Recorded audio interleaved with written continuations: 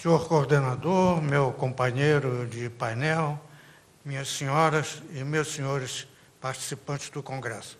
Com grande honra, tenho a satisfação de participar da mesa dos 3R, Renato, Raimundo e Romita. Cabe-me a tarefa de explanar a questão da indisponibilidade dos direitos decorrentes da inderrogabilidade da norma trabalhista. Durante mais de 40 anos, eu advoguei, mas fazendo primeiro grau, segundo grau, terceiro também, TST nessa época era no Rio.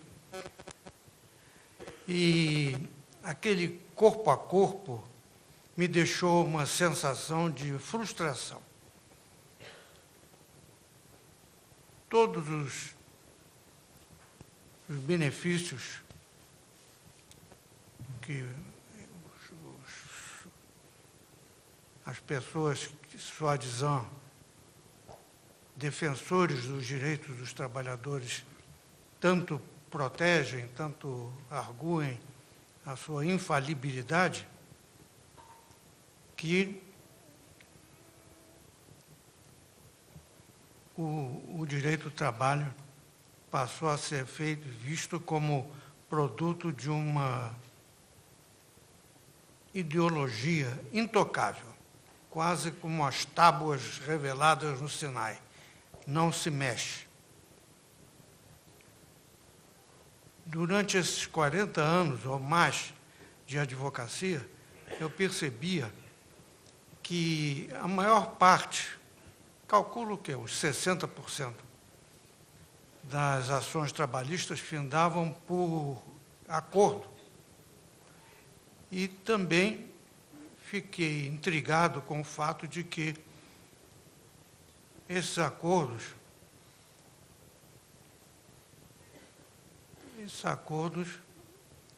eram muito confortáveis para o empregador. Nunca vi um acordo em que o reclamante recebesse mais do que aquilo que ele pleiteava. Nunca vi. Pode ser que exista, eu nunca vi.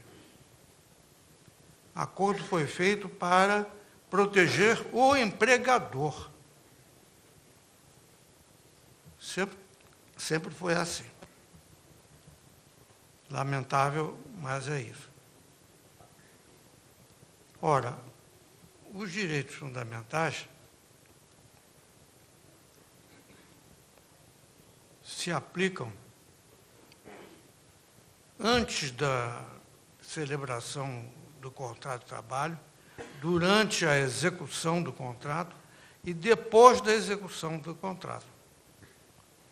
Costumava-se dizer que a indisponibilidade dos direitos se desfaz porque cessou a relação de emprego.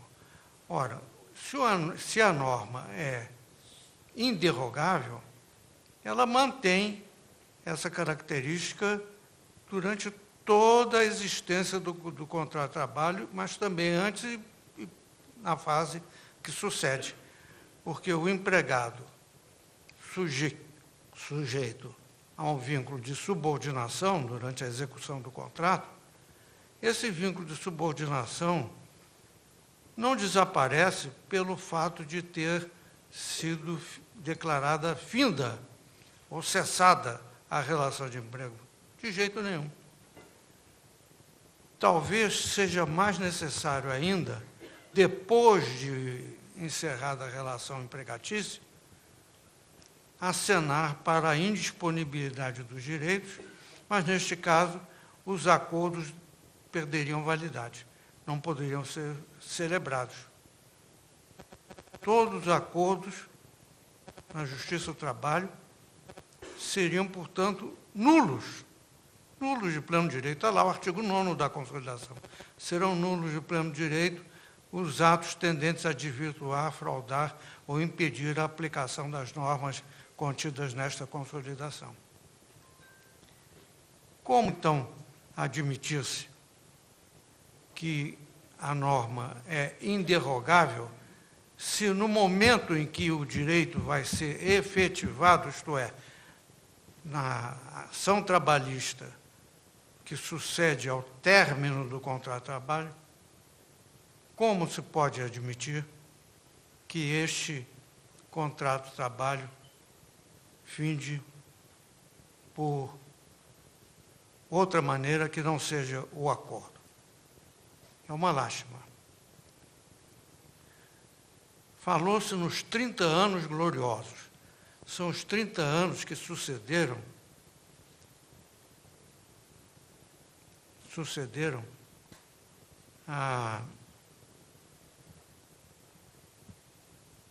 o término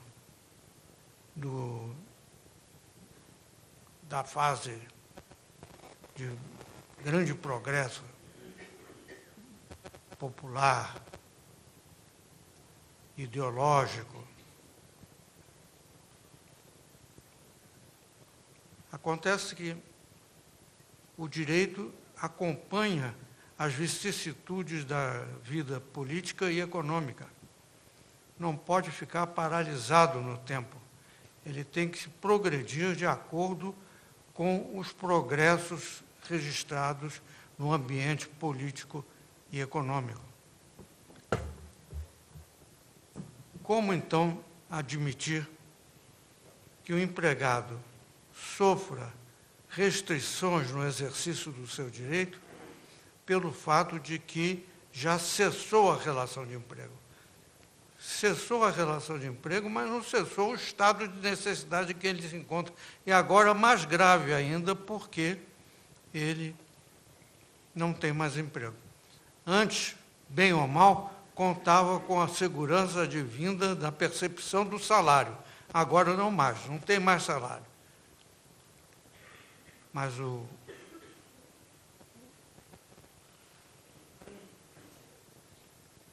a necessidade, portanto, de uma mudança na perspectiva com que esse assunto é encarado pela doutrina. Os direitos fundamentais surgem como um limite, duplamente. Primeiro, limite ao exercício do poder diretivo do empregador no plano da relação individual ao trabalho. E, em segundo lugar, limite à contratação ou negociação coletiva no plano correspondente.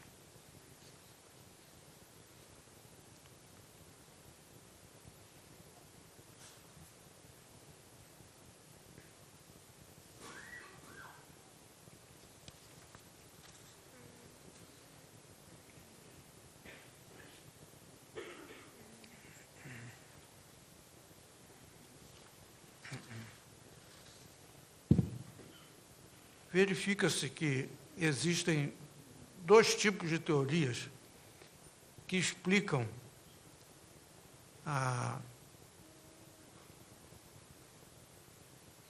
indisponibilidade dos direitos dos trabalhadores. A renúncia prévia é nula, todos sabemos disso. Mas há outra possibilidade de investigar a natureza dessa indisponibilidade. Dois tipos de teoria, portanto, como disse. A primeira é a subjetivista, que justifica a indisponibilidade com fundamento no estado de sujeição do empregado em face do empregador. Fica, portanto, impedida a livre disponibilidade dos direitos. E outro grupo de teorias, podemos chamar de objetivistas, sublinham a particular relevância dos valores e bens subtraídos à disponibilidade do empregado, mediante a avaliação de prioridade relevante mais para a coletividade em geral do que para o próprio empregado. Há necessidade de acenar para o interesse social que está por trás de toda essa discussão. A teoria que justifica a indisponibilidade dos direitos com base na inderrogabilidade da norma está ultrapassada. A irrenunciabilidade dos direitos vale para os argumentos fundados em um suposto e inexistente temor reverencial e em um suposto e inexistente vício do consentimento. A inderrogabilidade da lei não cessa quando finda a relação contratual. Quem pensa dessa forma e não admite a extensão desse debate para um passo adiante, tem que aceitar obrigatoriamente a mudança de caráter da norma, o que é um absurdo. A norma não é inderrogável até certo ponto e, a partir dali, ela passa a ser objeto de renúncia, não. Ela é inderrogável sempre. Quem sustenta a tese oposta admite que a norma é até certo ponto imperativa e, após o término do contrato, passa a ser dispositiva. Aqui é preciso notar uma coisa importante que advém da lição do direito português, em boa hora lembrado pelo Renato Rua.